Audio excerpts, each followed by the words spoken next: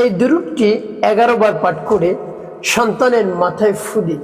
সন্তান বাধ্য হবে, মন গলে যাবে, একেবারে নরম হয়ে যাবে।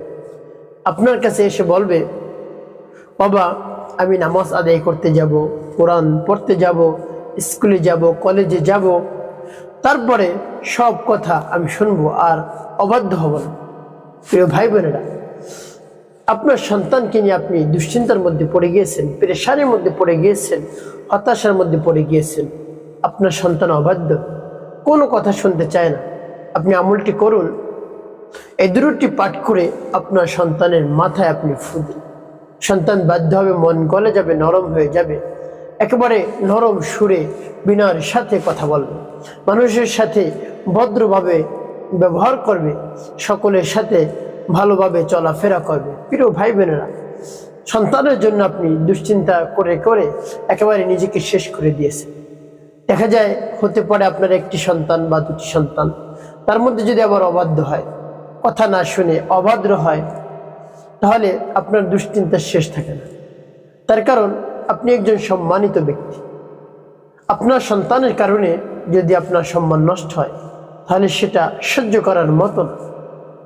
প্রিয় ভাই বোনের, এই জন্য সন্তানকে বাধ্য করার জন্য, ভদ্র বানানোর জন্য, সন্তানের মন নরম করার জন্য আপনি এভাবে দুরূপটি পাঠ করে সন্তানের মাথায় ফু দিন। সন্তান বাধ্য হবে, সন্তান আপনার কথায় উঠবে বসবে, চাই সন্তান ছোট হোক বড় হোক, যতই বড় হোক সন্তান আপনার কথায় উঠবে বসবে, তার মন রব্বে কারিম নরম করে দেবে। প্রিয় ভাই বোনেরা, সন্তানকে নিয়ে আপনি অনেক আশা ভরসা করে রেখেছেন, অনেক উচ্চ ডিগ্রি অর্জন করাবেন সন্তানকে, ডাক্তার বানাবেন, পাইলট বানাবেন, ইঞ্জিনিয়ার বানাবেন, হাফিজ কোরআন বানাবেন, মৌলানা বানাবেন আপনি। তো সন্তান অবাধ্য, লেখাপড়া করতে চায় না, অমনোযোগী। আপনি যদি মাদ্রাসায় পাঠান, স্কুলে পাঠান, কলেজে পাঠান, সে কিছু সময় ঘুরে ফিরে, তারপরে স্কুল শেষ হওয়ার টাইমে আবার বাসায় চলে আসে, বলে স্কুল ছুটি দিয়েছে, মাদ্রাসা ছুটি দিয়েছে, কলেজ ছুটি দিয়েছে, এরকম ঘোরাফেরা করে এসে তারপর বাসায় এসে মিথ্যা কথা বলে। তো আপনি তো ধরতে পারবেন না, কোনো সিস্টেম নাই আপনার ধরার। প্রিয় ভাই বোনেরা, এর জন্য আপনার সন্তান যদি এইভাবে অবাধ্য থাকে, কারো কথা শুনে না, কোনো কথা শুনতে চায় না, তো সেক্ষেত্রে আপনি আমার দেখার নিয়ম অনুযায়ী এভাবে আমল করুন, তাহলে অবশ্যই আপনার সন্তানের মন নরম হবে, গলে যাবে, সব কথা আপনার শুনবে। আপনার মনের যে আশা রয়েছে সন্তানকে নিয়ে, সেই আশা আকাঙ্ক্ষা পূরণ হবে ইনশাআল্লাহ। প্রিয় ভাই বোনেরা, সন্তানকে নিয়ে অনেক জায়গায় গিয়েছেন আপনি, হুজুরের স্বর্ণাপন্ন হয়েছেন, কবিরাজের স্বর্ণাপন্ন হয়েছেন, হুজুরের কাছে গিয়েছেন, পানি পড়া দিয়েছে, তেল পড়া দিয়েছে, ফু দিয়ে দিয়েছে, কবিরাজের কাছে গিয়েছেন, তারপরে তাবিজ দিয়েছে, কোনোটাই কাজ হয় নাই। তো আপনি নিজেই একটি আমল করে দেখুন, আপনার সন্তানের জন্য মন নিগড়ানো দোয়া আপনার বেশি আসবে হুজুরের চেয়ে। এই জন্য আপনার দরদ মাখা কণ্ঠে, মনে দরদ নিয়ে, মনে ব্যথা নিয়ে আপনি আমলটি করে দেখুন না কি হয়। সন্তান আপনার কথা উঠবে বসবে, তার মন রব্বে কারিম নরম করে দিবে। প্রিয় ভাই বোনেরা, আমলটি কিভাবে করবেন আমি বলে দিচ্ছি। আমলটি করার পূর্বে আপনার সন্তানকে আপনি বলবেন, বাবা আজকে আমার সাথে তোমাকে কিছু সময় বসতে হবে, একটি আমল করব, তুমি বসবে। অন্যথায় দেখা যায় আপনি যদি না বলে তাকে নিয়ে আসেন, তাহলে সে উঠে চলে যেতে চাইবে, যে তুমি 15-20 মিনিট বসো আমার সামনে, তোমার জন্য একটি আমল আমি করতেছি, ভাবে বলে তারপরে বসাবেন। আর তাকেও আপনি উজু করাবেন। ছোট হলে তো আপনি করাই দেবেন যদি না পারে একেবারে, আর বড় হলে তো কথাই নেই, সে নিজেই পারবে। প্রিয় ভাই বোনেরা, এভাবে সন্তানকে সামনে নিয়ে বসবেন, তারপরে আপনি উজু করবেন, উজু করে পবিত্রতা অর্জন করবেন। উভয়ে আপনারা কিবলামুখী হয়ে বসবেন, কিবলার দিকে ফিরে আপনি বসবেন। প্রিয় ভাই বোনেরা, এভাবে যখন পবিত্রতা অর্জন করে পবিত্র স্থানে বসা হবে, তারপরে কি করবেন? আপনার জীবনের সমস্ত গুনার কথা স্মরণ করে ক্ষমা প্রার্থনা করুন। আস্তাগফিরুল্লাহ, আস্তাগফিরুল্লাহ, আস্তাগফিরুল্লাহ, বা পূর্ণ ইস্তিগফারটি আপনি পাঠ করতে পারেন। আস্তাগফিরুল্লাহ রাব্বি মিন কুল্লি যামবি ওয়া আতুবু ইলাইহি লা হাওলা ওয়া লা কুওয়াতা ইল্লা বিল্লাহিল আলিয়্যিল আযীম। এভাবে যখন ইস্তিগফার পাঠ করা হয়ে যাবে 3 বার, তারপরে আপনি নবী সাল্লাল্লাহু আলাইহি ওয়াসাল্লাম মুহাব্বত নিয়ে 3 বার দুরূদ শরীফ পাঠ করবেন, সাল্লাল্লাহু আলাইহি ওয়াসাল্লাম, সাল্লাল্লাহু আলাইহি ওয়াসাল্লাম, সাল্লাল্লাহু আলাইহি ওয়াসাল্লাম। এভাবে যখন ইস্তিগফার দুরূদ শরীফ পাঠ করা হয়ে যাবে, তারপরে সেই দুরূদটি পাঠ করবেন। প্রিয় ভাই বোনেরা, সকলের কাছে একটি অনুরোধ থাকবে, যখন ভিডিওটি দেখবেন না টেনে না কেটে দেখার চেষ্টা করবেন, তাহলে আপনি সঠিক নিয়মে আমলটি করতে পারবেন। আর যদি টেনে টেনে কেটে কেটে দেখেন, তাহলে দেখা যায় অনেক জায়গা বাদ পড়ে যেতে পারে। প্রিয় ভাই বোনের জন্য অনুরোধ থাকবে না টেনে না কেটে দেখা। প্রিয় ভাই বোনের, এভাবে ইস্তিগফার দুরূদ শরীফ পাঠ করে তারপরে সেই দুরূদটি পাঠ করবেন। দুরূদটি যখন পাঠ করবেন, এর পূর্বে রব্বে কারীমের কাছে বলবেন, হে আল্লাহ, এই দুরূদের বরকতে আমার সন্তানকে বাধ্য করে দিন। আমি যে উদ্দেশ্যের জন্য আমল করতেছি, সেই উদ্দেশ্য বাস্তবায়ন করুন, কবুল করুন, আমার আমলকে কবুল করেন, সময়কে কবুল করুন। এভাবে বলে তারপরে আপনি সেই দুরূদটি পাঠ করবেন। আমি বলে দিচ্ছি, দুরূদ পাঠ করে সর্বশেষ কি করবেন আমি বলে দিচ্ছি, আগে আমলটি শেষ করে নিই।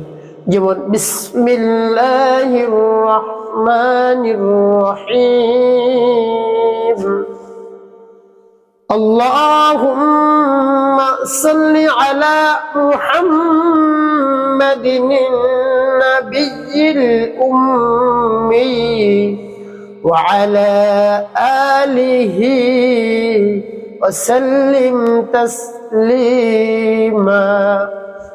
আল্লাহুম্মা সাল্লি আলা মুহাম্মাদিন নাবিয়্যিল উম্মি وعلى آله وسلم تسليما। এবার যখন পাঠ করা হয়ে যাবে, সন্তানের মাথায় একটু ফুল, তারপর আপনি আবার পাঠ করবেন, আল্লাহুম্মা সাল্লি আলা মুহাম্মাদিন নাবিয়্যিল উম্মি ওয়া আলা আলিহি وسلم تسليما। اللهم صل على محمد النبي الأمي وعلى آله وسلم تسليما। পাঠ করার শেষে আবার একটু ফুল দিবেন, তারপর আপনি মনে দরদ নিয়ে আবার পাঠ করবেন, اللهم صل على محمد النبي الأمي وعلى آله وسلم تسليما।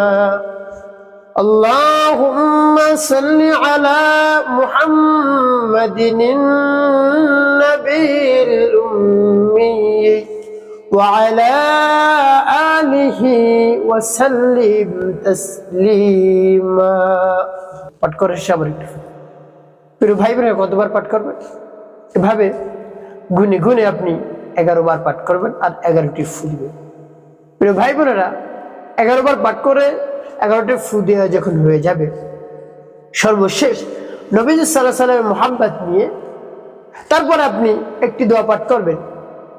প্রিয় ভাই বোনেরা, যখন 11 বার পাঠ করে 11টি ফু দেওয়া হয়ে যাবে, তারপর একটি দোয়া পাঠ করবেন, যেমন বিসমিল্লাহির রহমানির রহিম, আল্লাহুম্মা ফাক্কিহু ফিদ্দীন ওয়া আল্লিমহু التأويل، اللهم فقهه في الدين وعلمه التأويل، اللهم فقهه في الدين وعلمه التأويل। এভাবে যখন পাঠ করা হয়ে যাবে, তারপরে একটি ফু দিবেন। প্রিয় ভাই বোনেরা, তারপরে সর্বশেষ কি করবেন? নবী সাল্লাল্লাহু আলাইহি ওয়াসাল্লাম মুহাব্বত নিয়ে, ভালোবাসা নিয়ে 5 বার দুরূদ ইব্রাহিম পাঠ করবেন। আল্লাহুম্মা সাল্লি আলা মুহাম্মাদ ওয়া আলা আলি মুহাম্মাদ কামা সাল্লাইতা আলা ইব্রাহিম ওয়া আলা আলি ইব্রাহিম ইন্নাকা হামিদুম মাজিদ। আল্লাহুম্মা বারিক আলা মুহাম্মাদ ওয়া আলা আলি মুহাম্মাদ কামা বারাকতা على إبراهيم وعلى آل إبراهيم إنك حميد مجيد صل على محمد وعلى آل محمد كما صليت على إبراهيم وعلى آل إبراهيم إنك حميد مجيد اللهم بارك على محمد وعلى آل محمد كما باركت على إبراهيم وعلى آل إبراهيم إنك حميد مجيد صل على محمد وعلى آل محمد كما صليت على إبراهيم وعلى آل إبراهيم إنك حميد مجيد اللهم بارك على محمد وعلى آل محمد كما باركت على إبراهيم وعلى آل إبراهيم إنك حميد مجيد صل على محمد وعلى آل محمد كما صليت على إبراهيم وعلى آل إبراهيم إنك حميد مجيد اللهم بارك على محمد وعلى آل محمد كما باركت على إبراهيم وعلى آل إبراهيم إنك حميد مجيد صل على محمد وعلى آل محمد كما صليت على إبراهيم وعلى آل إبراهيم إنك حميد مجيد اللهم بارك على محمد وعلى آل محمد كما باركت على إبراهيم وعلى آل إبراهيم إنك حميد مجيد এভাবে যখন দুরূদ ইব্রাহিম 5 বার পাঠ করা হয়ে যাবে তারপর আপনি দুটি ফু দিবেন মাথায়। প্রিয় ভাই বোনেরা, আপনার আমলটি করা হয়ে গেলে কি করবেন? আপনি যে স্থানে বসে আমলটি করেছেন সেই স্থানে বসেই পশ্চিম দিকে ফিরে কিবলামুখী হয়ে আপনার সন্তান সহ আপনি রব্বে কারিমের কাছে হাত উত্তোলন করবেন। পিতামাতার দোয়া সন্তানের জন্য অনেক কার্যকারী। মন ভরে মনে ব্যথা নিয়ে বেদনা নিয়ে আপনি রব্বে কারিমের কাছে বলবেন। সর্বপ্রথম সকলের জন্য দোয়া করবেন, হে আল্লাহ আমাকে মাফ করে দিন, জিন্দা মুর্দা সকলকে মাফ করে দিন, যত মুমিন মুমিনাত মুসলিমিন মুসলিমাত রয়েছে সকলকে মাফ করে দিন। হে আল্লাহ, আপনি হলেন আমাদের রব, আমাদের খালিক, আমাদের মালিক, সবকিছু আপনার হাতে রয়েছে। আল্লাহ আল্লাহ আপনার শক্তির বাইরে কিছুই নাই। আমি যে উদ্দেশ্যে আমল করলাম সেই উদ্দেশ্যকে বাস্তবায়ন করে দিন, কবুল করে নিন। আমার আমলকে কবুল আর মঞ্জুর করে নিন। আল্লাহ আমি যে সমস্যার জন্য আমল করছি, আমার সন্তান অবাধ্য, কথা শুনে না, অভদ্র, মেধা কম, বিকারিম আপনি আমার সন্তানকে বাধ্য করে দিন, মনকে নরম করে দিন, গলিয়ে দিন, সেজন্য আমার কথা উঠে বসে। এভাবে রব্বে কারিমের কাছে বিনয়ের সাথে আপনি যদি 2 ফোঁটা চোখের পানি ফেলে বলতে পারেন, দেখবেন কাজ হয়ে গেছে। আপনার সন্তান বাধ্য হবে, আপনার সন্তানের সুর নরম হবে, নরম সুরে আপনার সন্তান আপনার সাথে কথা বলবে ইনশাআল্লাহ। যদি পরিপূর্ণ বিশ্বাস এবং আস্থা নিয়ে আমলটি করতে পারেন, অবশ্যই উপকৃত হতে পারেন। একটি কথা মনে রাখতে হবে, 5 ওয়াক্ত নামাজ আপনি আদায় করবেন, মানুষের কল্যাণে খেদমতে কাজ করবেন, অবশ্যই আপনার জীবন হবে সুখময় এবং শান্তিপূর্ণ ইনশাআল্লাহ।